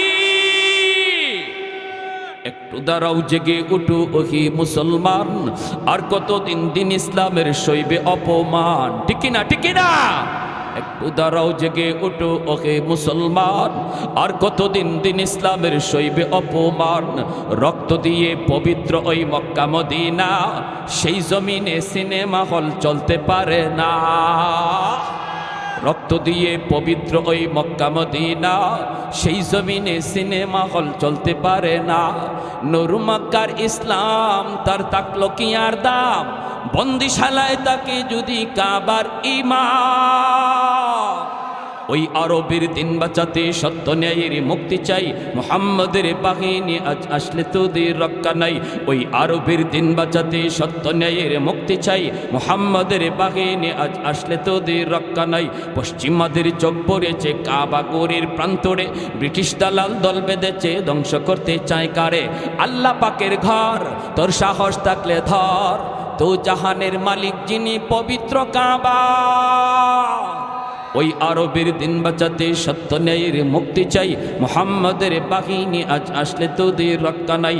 ওই আরবের দিন বাঁচাতে সত্য ন্যায়ের মুক্তি চাই, মুহাম্মাদের বাহিনী আজ আসলে তোদের রক্ষা নাই। একটু জোরে সুরে কোন আল্লাহু আকবার হয় নাই? আরো জোরে আল্লাহু আকবার।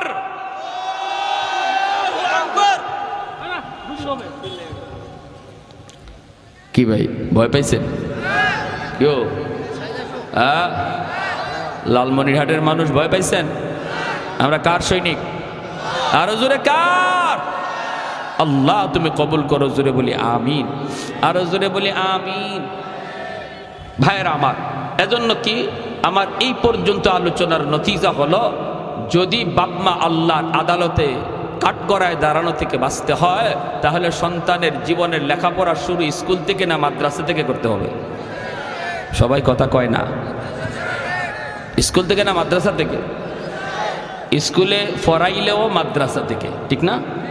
স্কুলে ফরাইলেও মাদ্রাসা থেকে তার জীবনের লেখাপড়া শুরু হবে।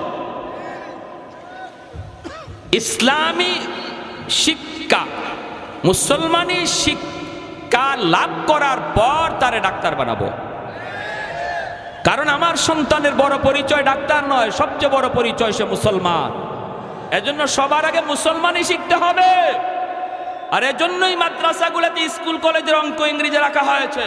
বিশ্বাস না হলে আপনারা মাদ্রাসায় ঢুকে দেখেন, যে দেখি হুজুর স্কুলের ওয়ানের অঙ্ক ইংরেজি মাদ্রাসা আসেনি, 2 এর অঙ্ক ইংরেজি 2-তে আসেনি, 3-র অঙ্ক ইংরেজি 3-তে আসেনি। যদি আমার কথা বিশ্বাস না হয় তখন দিয়েন না, আপনারা দেখবেন। যদি দেখেন যে হয় স্কুলে অঙ্ক ইংরেজি তো মাদ্রাসা আছে, তাহলে অসুবিধা কি? ক্লাস 5 পর্যন্ত মাদ্রাসায় পড়ার পর আপনার সন্তান অনায়াসে 6 থেকে ভর্তি হবে, হাই স্কুলে ভর্তি হবে। তার আবার স্কুলে 1 থেকে পড়া লাগবে না, হাই স্কুলে ভর্তি হবে। লাভ কি হবে? এই 5 বছরের ভিতরে মুসলমানই শিখবে, 5 বছরের ভিতরে কোরআন শিখবে, 5 বছরে সে আল্লাহকে চিনবে, 5 বছরে সে আখিরাত জানবে, 5 বছরের ভিতরে তার অন্তরে আল্লাহ রসুলের দাম খুদাই করে লিখে দেওয়া হবে। সে ভার্সিটিতে গেলেও নাস্তিক হবে না, কলেজে পড়লেও বেনামাজি হবে না, বাপ্পার সাথে বেয়াদবি করবে না, আলেমদের সাথে বেয়াদবি করবে না। সে নবীর সৈনিক হবে, আল্লাহর সৈনিক হবে। আমরা তো এটাই চাই নাকি? এটা চাই কি না? প্যারে হাত দেন। ঢাকা ইউনিভার্সিটি বাংলা বিভাগে পড়লো, নাস্তিকদের ভিড়ও আপনার সন্তান তাকবীরে আওয়াজ তুলবে, নাস্তিকদের ভিড়ও নারায়ে তাকবীরে আওয়াজ তুলবে। কারণ তার শিশুকালে কলিজার মধ্যে আপনি 5 বছর কোরআন ঢুকাইয়া দিয়েছেন। আল্লাহ তুমি সকল বাপ মাকে কবুল করো, জোরে কই আমিন, আরো জোরে বলি আমিন। আর যদি সন্তানকে আলেম হাফেজ বানাইবার নিয়ত করেন, তাহলে হাসরের মাঠে আল্লাহ কইব আমি তো তোমারই খুঁজতেছি, জোরে কোন সুবহানাল্লাহ। কারণ দুনিয়ার জগতে তোমার সন্তানের মাথায় যখন পাগড়ি পরায় দেয়, আমি আল্লাহর কুদরতির নজর ছিল তোমরা বাপ মার দিকে। সমাজের মানুষগুলি তোমরা বাপ মাকে কত বাধা দিয়েছে, না না সন্তানটারে মাদ্রাসায় দিও না, কারণ মাদ্রাসায় পড়লে পরে জীবন কেমন করে চালাবে, বউ পালবে কেমন করে, সংসার চালাবে কেমন করে, জীবন চালাবে কেমন করে, কত প্রশ্ন কত প্রশ্ন কত প্রশ্ন। কিন্তু তোমরা বাপ মা মানুষের কথায় কান দাও নাই। তোমরা বলেছিলে, আমরা শুনেছি মানুষ সৃষ্টির আগেই আল্লাহ রিজিকের ব্যবস্থা করে। সুবহানাল্লাহ কোন।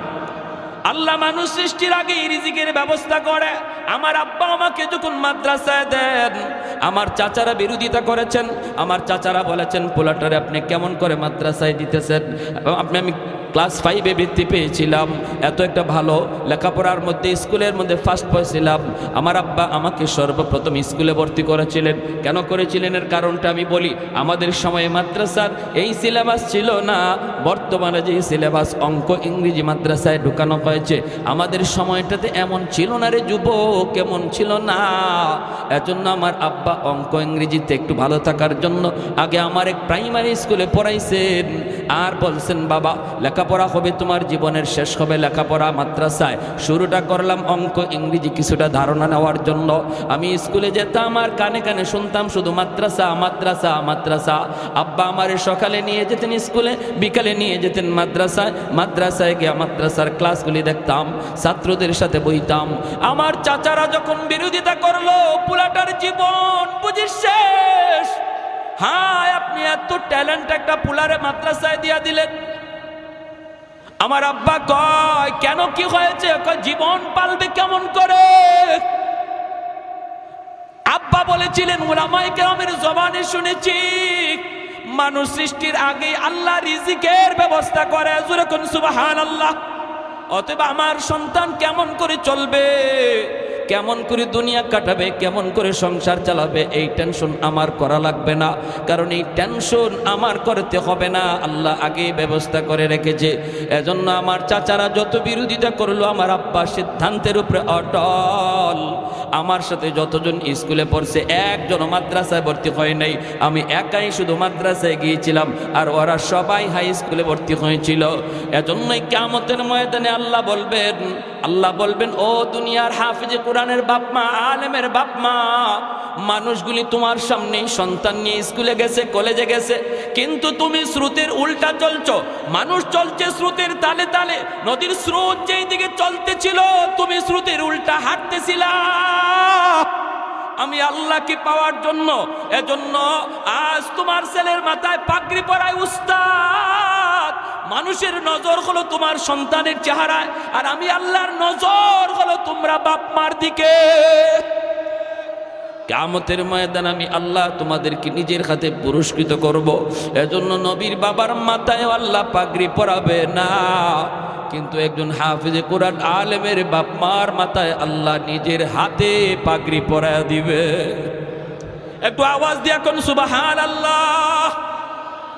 হাসরের মাঠে আল্লাহ ডাকও দিবে, ও হাফেজে কোরআনের মা,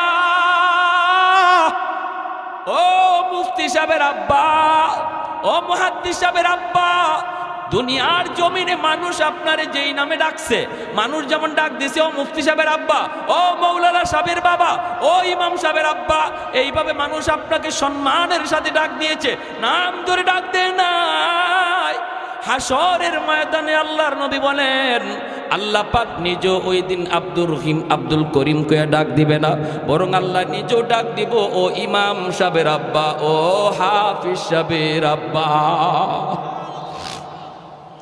এতটা ইজ্জত, এতটা সম্মান আল্লাহ আপনাকে দিবে রে বাবা, এতটা ইজ্জত, এতটা সম্মান আল্লাহ আপনাকে দিবে।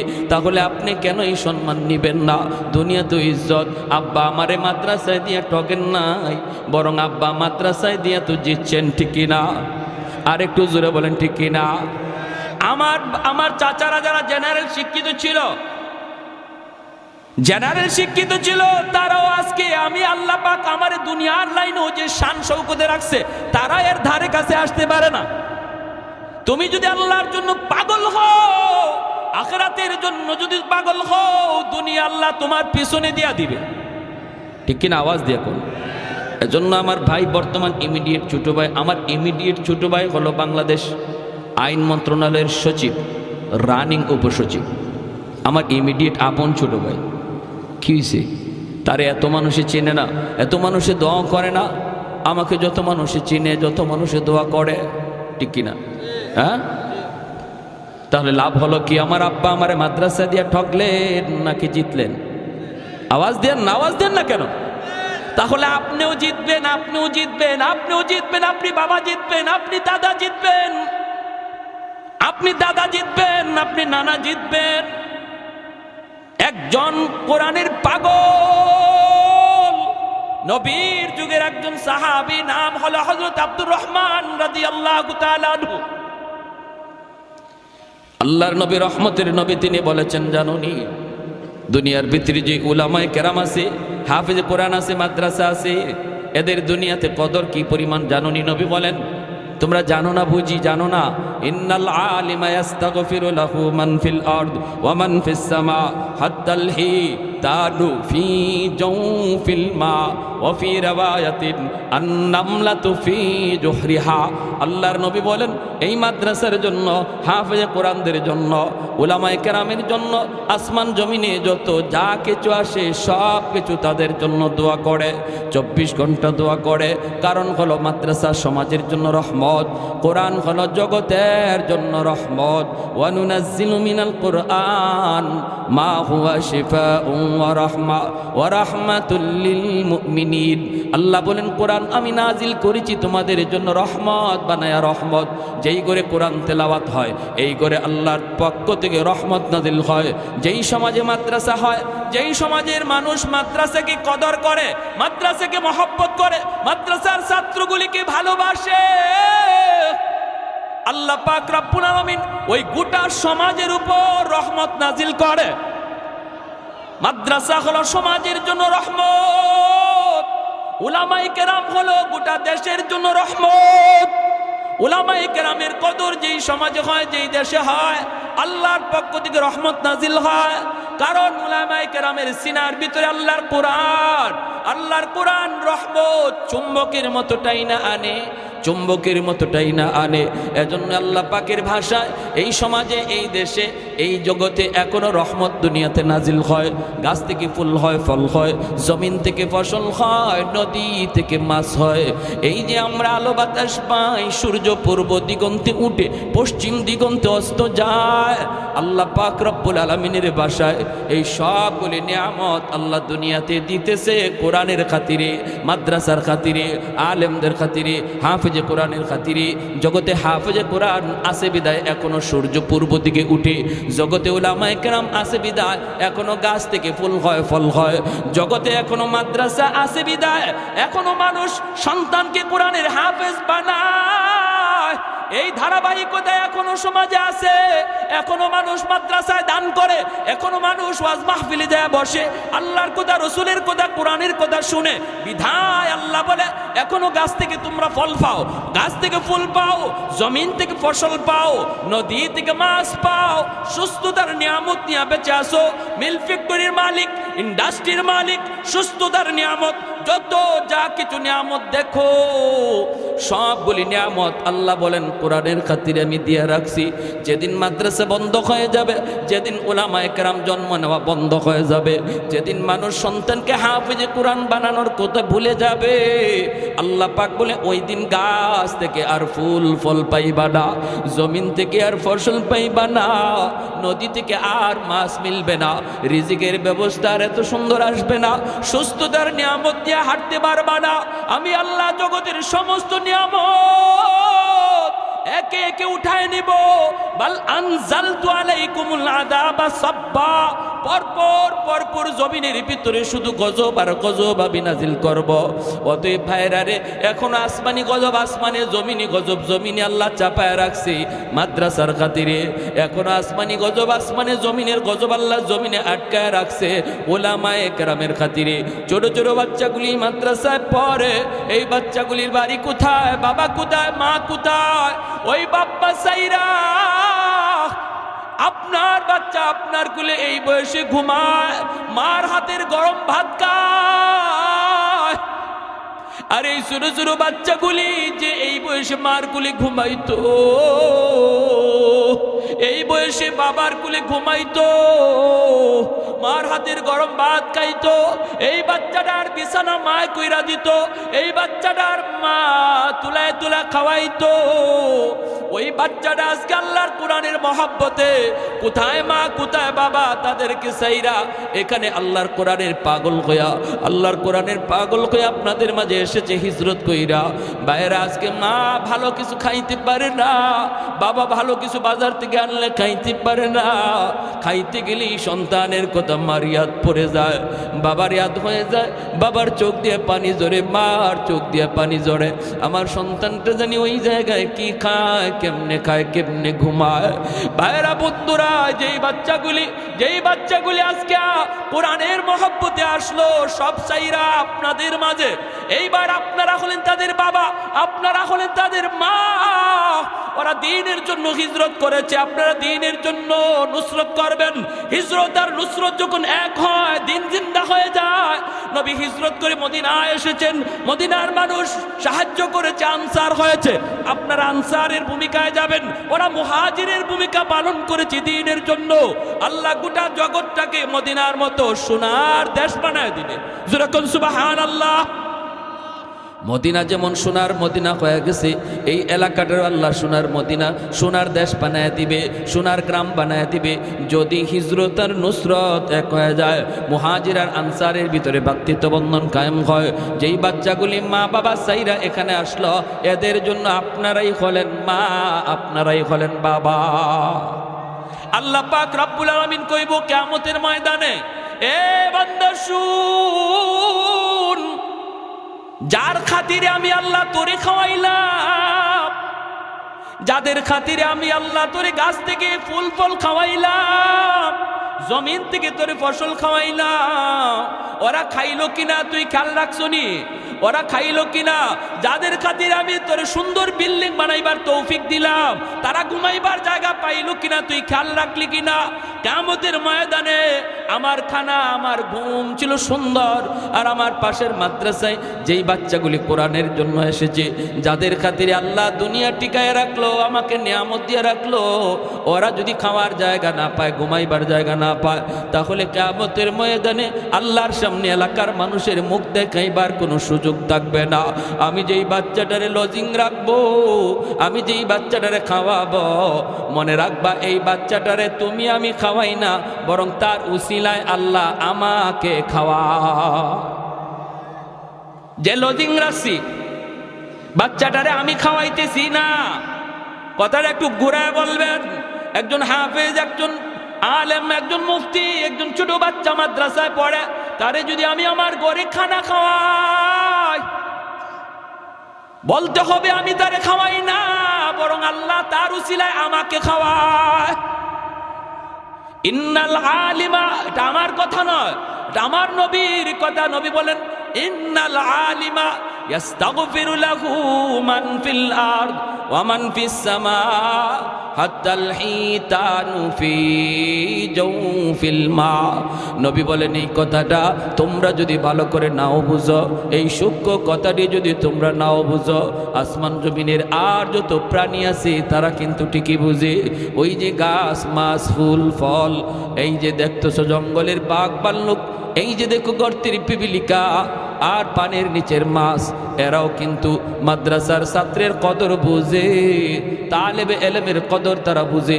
নবী বলেন, এজন্যই গাছের গর্তের পিপিলিকা পর্যন্ত মাদ্রাসার জন্য 24 ঘন্টা দোয়া করে। কি কইয়া দোয়া করে? নবী বলেন, দোয়া করে, আল্লাহ আমি গর্তের পিপিলিকায় এখনো গর্তে বেঁচে আছি মাদ্রাসার উসিলা। আল্লাহ পানির নিচের মাছ আমি বেঁচে আছি মাদ্রাসার উসিলা। আমি বাঘ বেঁচে আছি এখন মাদ্রাসার উসিলা। আল্লাহ তুমি মাদ্রাসা ঘরে ঘরে, সমাজে সমাজে মাদ্রাসা বাড়ায় দাও। আল্লাহ ঘরে ঘরে হাফেজে কোরআন তৈরি করে দাও। আল্লাহ তুমি হাফেজে কোরআনদের হায়াতের ভিতরে বরকত দাও, উলামায়ে কেরামের হায়াতের ভিতরে বরকত দাও। আল্লাহ যাদের তাদের হায়াত বাড়লে জগতের হায়াত বেড়ে যায়। উলামায়ে কেরামের হায়াত বাড়লে জগতের হায়াত বেড়ে যায়, জগতের হায়াত বেড়ে যায়। এজন্য মায়ের নবী বলেছেন মৌতুল আলিম কা মৌতুল আলম। একজন আলেমের যদি মৌত হয় মনে করবা জগতের মৌত হয়ে গেছে, কারণ জগৎ আল্লাহ টিকায় রাখে উলামায়ে কেরামের উসিলায়। অতএব কেউ যদি মনে করে আলেম উলামা রাখবো না, মাদ্রাসা রাখবো না, মোল্লা মুন্সি রাখবো না, যদি কেউ মনে করে এমনটা বলে, তাহলে সে তার নিজের পায়ে নিজে কুড়াল মারল। মাদ্রাসা রাখবা না, মৌলবী রাখবা না, আল্লাহ তোমারেও রাখবে না। আওয়াজ দিয়ে এখন ঠিক কিনা? কারণ আল্লাহ তাদের উসিলায় তোমার মতো লোককে আল্লাহ বাঁচায় রাখছে। যদি ওরা না থাকে, মাদ্রাসা বন্ধ হয়, তোমার জিন্দেগি বন্ধ হয়ে যাবে। আমরা দেখছি ওটা, আলহামদুলিল্লাহ হইছে ওটা। যারা মাদ্রাসার বিরুদ্ধে কথা কইছে, উলামায়ে কেরামের বিরুদ্ধে কথা কইছে, ওয়াজ মাহফিলের বিরুদ্ধে কথা কইছে, তারা কেউ জাগাতে নাই। আওয়াজ দিয়ে বলেন, ফ্যান পরবারও আর জায়গা পায় না, ঠিক কিনা? এজন্য বলি মাদ্রাসার বিরোধিতা যে করলো সে তার নিজের পায়ে নিজে কোরআন মারলো। কেউ যদি মাদ্রাসা বন্ধ করার কথা কয়, সে তার নিজের জীবন বন্ধ করে দিল। এটা আল্লাহর কোরআন বলে, নবীর হাদিস বলে। এই কথাটা নবী বলেন, যদি তোমরা নাও বুঝো, গাছে বুঝে, গাছের পাতায় বুঝে, পিপিলিকা বুঝে, গর্তের সাপ বুঝে, পানির নিচের মাছ, এই কথাটা বুঝে বিদায় ওরা 24 ঘন্টা আলেমদের জন্য দোয়া করে। এজন্যই মানব দানব সবাই উলামায়ে কেরামকে মহব্বত করে, জিন্নাতরা পর্যন্ত উলামায়ে কেরামকে শ্রদ্ধা করে। কেন করে? কারণ জিন্নাতেরাও জানে কাদের উসিলে আল্লাহ জগৎ টিকায় রাখছে। শামসুল হক ফরিদপুরি রহমতুল্লাহি আলাইহি বহুত বড় একজন বুজুর্গ ছিলেন, আপনারা নাম হয়তো শুনেছেন, সদস্য হুজুর হিসাবে সবাই চিনে। তিনি দীর্ঘদিন দারুল উলুম দেওবন্দে লেখাপড়া করেছেন। হুজুরের বাড়ি হলো এই যে গোপালগঞ্জের গহরডাঙ্গা। হুজুর একদিন যাবেন ঢাকা থেকে গহরডাঙ্গায়, নৌকায় উঠছেন। এই নৌকায় যখন উঠছেন তখন রাত হয়ে গেছে।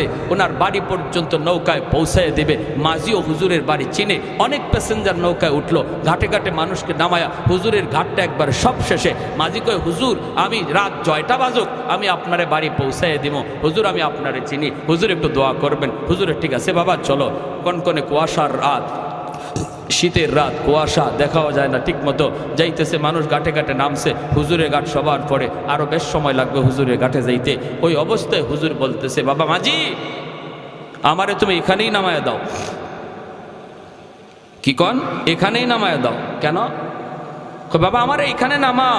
হুজুর এটা তো আপনার ঘাট না, এখানে যদি আপনি নামেন তাহলে আপনাকে বিশাল বড় একটা হাওর পায়ে হেঁটে যাওয়া লাগবে, আর এত রাত, প্রচণ্ড কুয়াশা, কিছু দেখা যায় না। হুজুর কেন আপনি এই কাজ করবেন?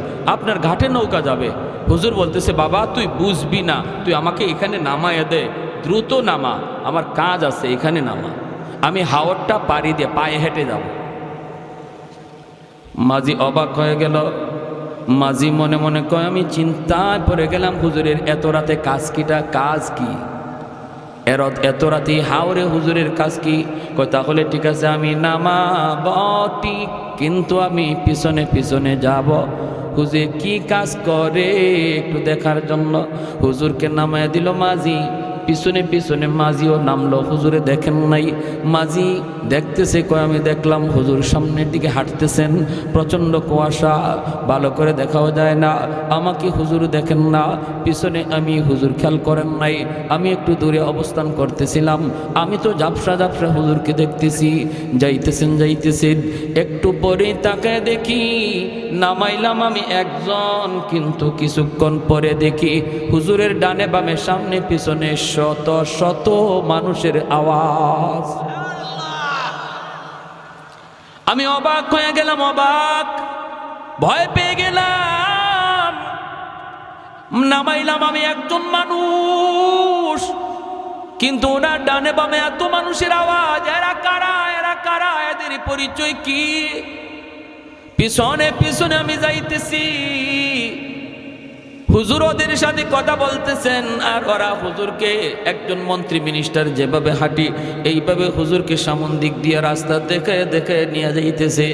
বাড়ি পর্যন্ত যাওয়া মাত্রই আমি দেখলাম লোকগুলা আর কেউ নাই, সবাই অদৃশ্য হয়ে গেল। হুজুর ঘরের ভিতরে ঢুকবেন, আমি যাই সালাম দিয়ে দিলাম, আসসালামু আলাইকুম ওয়া রাহমাতুল্লাহ। হুজুর আমাকে দেখে বলতেছেন, বাবা তুমি এখানে কেমন করে? কই হুজুর আমি তো আপনার পিছনে পিছনে আসছি। কেন আসছো? কি জন্য আসছো? কি দেখছো? কি দেখছ? কয় হুজুর আমি যা দেখছি আমার ভিতরে পানি নাই, কলিজায় পানি নাই, আমি তো প্রচন্ড ভয় পাইছি হুজুর। হুজুর আগে বলুন এরা কারা? আমি নামাইলাম আপনাকে একা, কিন্তু এত মানুষ এরা কারা, কি এদের পরিচয়? এবার হুজুর বলতেছে, বাবা আমি বলতে পারি তোর কাছে এক শর্তে, বাবা আমার জীবদ্দশায় কারো কাছে কিছু বলবা না, কারো কাছে কিছু বলবা না। সে বলতেছে ঠিক আছে হুজুর আমি বলবো না। খাঁটি আল্লাহওয়ালারা তাদের নিজেদের কারামত কারো কাছে বলে না, কেউ দেখলে সেটা বলতেও নিষেধ করে, ঠিক কিনা জোরে বলেন? আর ভেজাল যত জায়গায় আছে খালি সাইনবোর্ড আর অ্যাডভার্টাইজ, ভেজাল যত আছে। আশিকি রসুল, মাহবুবে খুদা, গাউসে হামদানি, কুতুবে রব্বানি, সারাসুল্লি সুলকানি, নাম আর খুঁজে পাওয়া যায় না। নাম কই গেল? লকবার উপাধি পড়তে পড়তেই শেষ, ঠিক কিনা? এক লোক ময়মনসিং গেছে, আসার পথে প্রচন্ড কুয়াশা, এরকম বন্ড ফিসাব। ড্রাইভাররা কয় থাম, সামনে দেখোস না কিছুই দেখা যায় না? ওখানে দেখ একটা বোর্ডিং দেখা যায়, সিট আছে কিনা একটু দেখ। তো ড্রাইভার গেছে, গিয়া বোর্ডিং ম্যানেজার রেখায়, স্যার রাত বাজে প্রায় 3টা 2টা, বলতেছে স্যার আপনাদের হোটেলে কোনো সিট আছে? কয় সিট তো আছে, থাকবো কেটা? থাকবো কে? থাকবে আশিকি রসুল, মাহবুবে খুদা, গাউসে হামদানি, কুতুবে রব্বানি, সারাসুল্লি সুলকানি, কইতে কইতে 16টা টাইটেল। ম্যানেজারে ধর্মে ভাগো, সিট নাই। ম্যানেজারে ভাবছে 16টা সিট লাগবে। নাম যখন 16টা কইছে, ম্যানেজারে ভাবছে সিট লাগবে কয়টা? 16টা। কয় সিট নাই, সিট নাই ভাই, যান যান। আর কয় হুজুর সিট নাই। হুজুরে কয় সিট না হইলে কেমনি যাবি? যাওয়ার তো কোনো উপায় নাই। হোটেলের বারান্দায় গামছা বিছা, চাদর বিছায় রাত কাটা। হোটেলের বারান্দার মধ্যে চাদর বিছায় ঘুমায় রইছে। ফজরের সময় ম্যানেজার উঠছে, ওইটা দেখে এত মোটা এক হুজুর গড়াগড়ি করে শীতের মধ্যে কনকনে কাঁপে। কয়েক বেড়া ঘটনা কি? এখানে হুজুরে নিয়ে এরম করো? কয় তুই হুজুরে নিয়ে এখানে কি করো? তুই আমার কাছে ভিতরে সিট চাইলে না? আমি তো আপনার কাছে সিট চাইছি। কয়েক বেটা তুই তো সিট চাইলে 16টা, তাই বললে কি আমার কাছে 2টা সিটও নাই? এখন হুজুরে উঠছে, উঠতে কয় রে এই টাইটেলে আমাদের দুনিয়াতেও সিট দিল না, মরণের পরেও সিট দিত না, ঠিক না? এই টাইটেলে দুনিয়াতেই সিট দিছে না, মরার পরেও সিট দিবে। এজন্য খাঁটি আল্লাহওয়ালা চেনার উপায় হলো তারা সহজ সরল সাদা সিধা, এত অ্যাডভার্টাইজও নাই, এত গাওয়াগাওয়িও নাই, হ্যাঁ এত লৌকিকতাও নাই। শামসুল হক ফরিদপুরি রহমতুল্লাহি আলাইহি ওই মাজিরে বলতেছেন, আমি বলতে পারি তোকে, শর্ত হলো আমার জীবদ্দশায় কারো কাছে এই কথা বলবা না। বলেন হুজুর? বাবা আমি যখন নৌকায় ছিলাম, এই নৌকায় থাকা অবস্থায় এই এলাকার জিন্নাতের সর্দার আমার কানে কানে আইসা সালাম দিয়া কয়, হুজুর আমরা আজ অনেক দিন যাবৎ আপনার অপেক্ষায়, আমাদের ভিতরে অনেক সমস্যা চলতেছে, কেউ কারো কথা মানে না, এমন দ্বন্দ্ব খুনাখুনি হওয়ার সম্ভাবনা আছে। এক পর্যায়ে আমরা সবাই একমত হয়েছি যতগুলি সমস্যা আছে সবগুলির সমাধান আপনার কাছ থেকে নিব, আপনি যা বলবেন আমরা সবাই মাথা পেতে মেনে নিব, কেউ আর আমরা কোনো ধরনের বিরোধিতা করব না। হুজুর একটু দয়া করে যদি এই জায়গায় নামতেন, পায়ে হেঁটে যদি বাড়িতে যাইতেন, হাওরটা আমরা পাহারা দিয়া দিয়া আপনাকে বাড়ি পর্যন্ত পৌঁছায় দিব, আর মাঝখানে আমাদের যত যা কিছু জানার প্রয়োজন সব আমরা জেনে নিব। আল্লাহু আকবার। मैं तालिब मौला हो मेरे इश्क़ निराला, मैं तालिब मौला हो मेरे इश्क़ निराला है जुमला जहाँ जिनके तजल्ली से उजाला है जुमला जहाँ जिनके तजल्ली से उजाला मैं दरूद जहाँ गैर खुदा यार नदारम जुज़ याद खुदा हीच दिगर कार नदरम जुज़ याद खुदा हीच दिगर कार नदरम ज़ोरे कुन अल्लाहु अकबर আর একটু জোরে কোন আল্লাহু আকবার। তাহলে আল্লাহর নবী বলেছেন উলামায়ে কেরামকে মানব দানব পশু পাখি সবাই শ্রদ্ধা করে, কারণ হলো ওরা জানে উলামায়ে কেরামের উসিলায় আল্লাহ সবাইরে খাওয়াইতেছে। ঠিক কিনা? ঠিক কিনা? আমার আপনারও আল্লাহ খাওয়ায় মাদ্রাসার উসিলায়, ঠিক কিনা?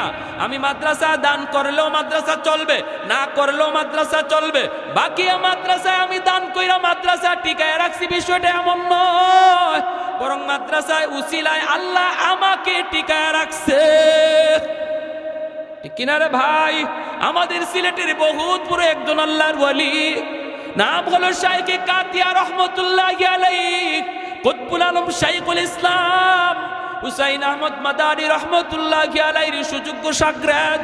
হুজুর এরকম যেভাবে গেছেন, যেখানে গেছেন সেখানেই মাদ্রাসা তৈরি করেছেন, কারণ উনারা দেখতেন, উনারা জানতেন আসমানের কুটি হলো মাদ্রাসা, আসমানের খাম্বা হলো মাদ্রাসা, মাদ্রাসা যেখানে হবে এখানে রহমত থাকবেই থাকবে।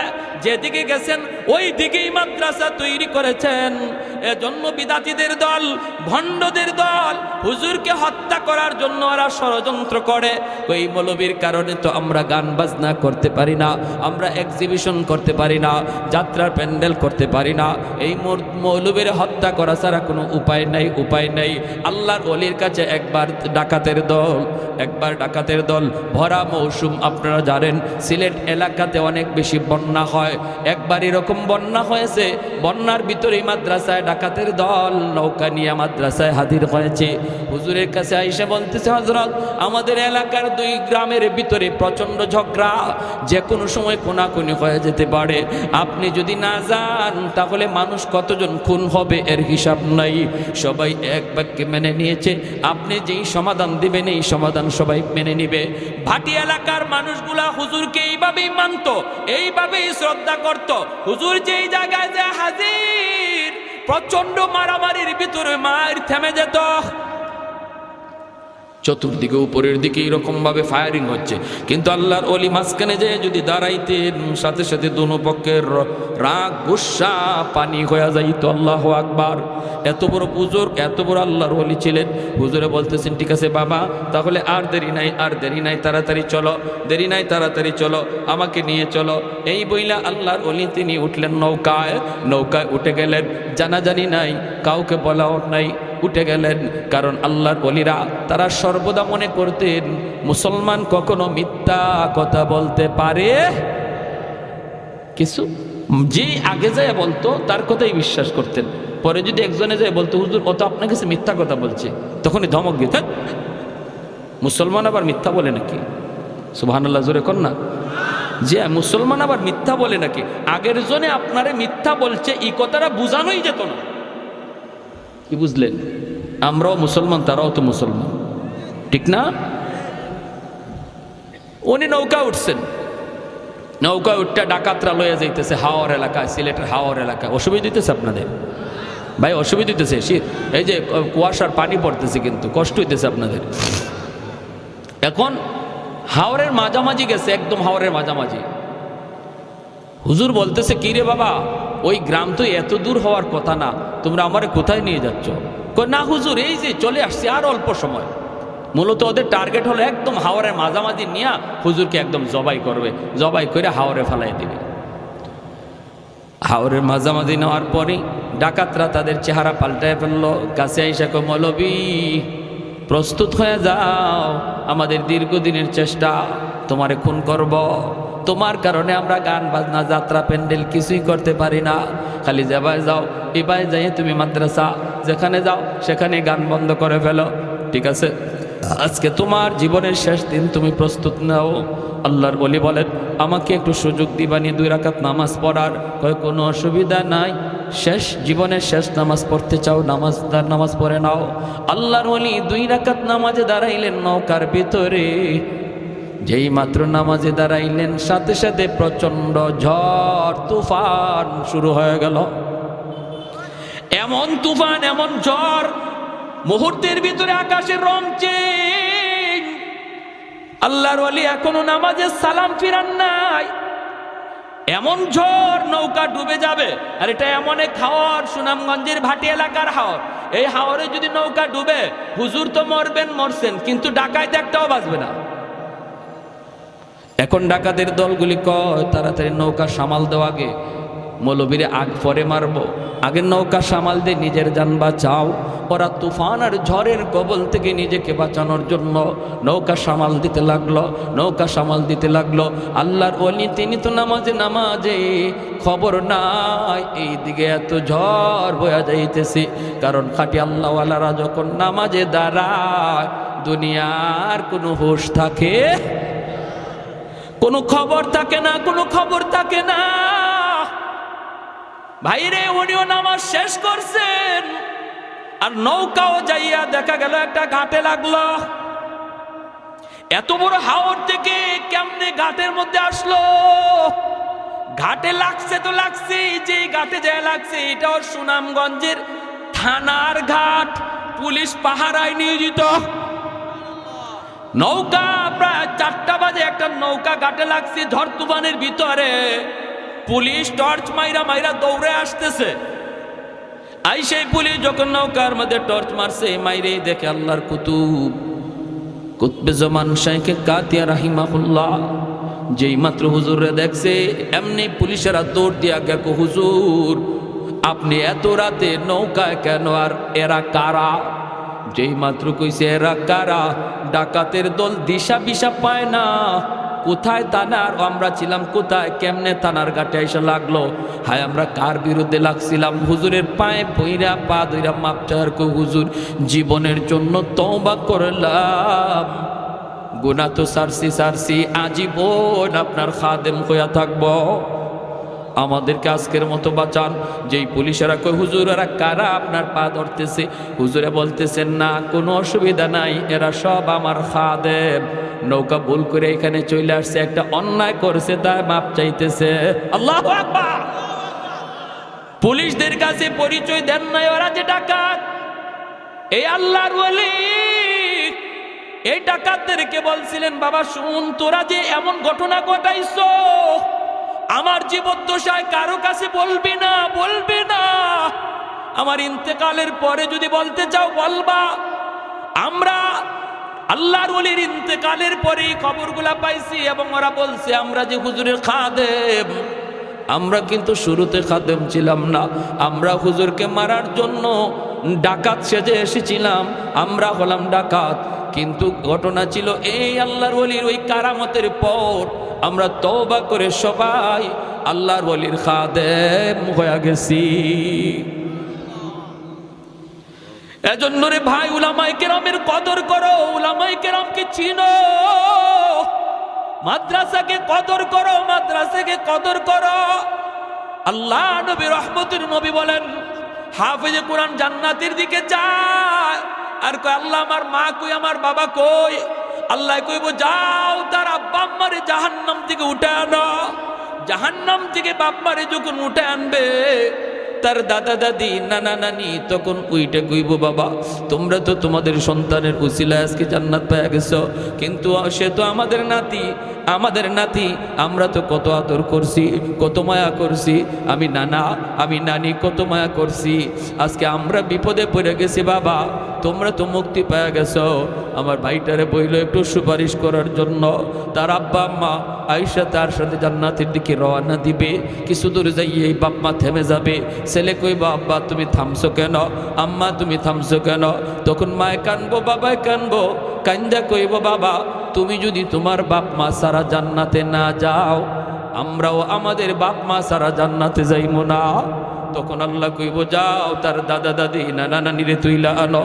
দাদা দাদি নানা নানিরে তুইলা আনার সময় এলাকার মানুষেরা তাদেরকে দইরা বলবে, বাইরে তোমরা তো মুক্তি পেয়ে গেছো নাতির সুপারিশে, কিন্তু আমরা ওই এলাকার মানুষ যেই এলাকার মাদ্রাসায় পইরা তোমাদের নাতি হাফেজ হইছে, আলেম হইছে, আমরা ওই এলাকার মানুষ, আমরা মাদ্রাসাকে কদর করতাম, আমরা তার থাকার জায়গা করে দিছিলাম, খানার ব্যবস্থা করে দিছিলাম, আমরা তার সহযোগিতা করেছিলাম। একটু যায়া বইল মালিকের কাছে আমাদের জন্য যেন একটু সুপারিশ করে। দাদা দাদি নানা নানি আইসা ওই মানুষগুলার কথা তারে শোনাবে। তখন সে আল্লাহর কাছে কইব, মালিক যাদের সহযোগিতায় আমি কোরআন সিনায় নিয়েছি ওই মানুষগুলাকে যদি আমার সাথে না দেও আমি জান্নাতে যাইমু না। আল্লাহ পাক তখন কইব, যাও মানুষগুলোর জাহান্নাম থেকে উঠে আনো। উঠে আনার পরে একজনে কইব, হুজুর আপনি আমারে চিনছেননি, আনাল্লাযী সাকাইতুকা মা, আমি আপনাকে একদিন এক গ্লাস পানি পান করাইছিলাম। আনাল্লাযী ওয়াহাবতু লাকা ওযুআ, হুজুর আমাকে আপনি বুঝি চিনেন, আমি আপনারে একদিন এক বদনা ওজুর পানি দিছিলাম। নবী বলেন, এইভাবে অসংখ্য মানুষ, কেউ কইব এক বস্তা দুই বস্তা চাউল দিছি, কেউ কইব আমি 1000 টাকা দিছি, আপনি যেই মাদ্রাসায় পড়ছিলেন এই সহযোগিতা পাইয়াছি না আপনি কোরআন নিছেন।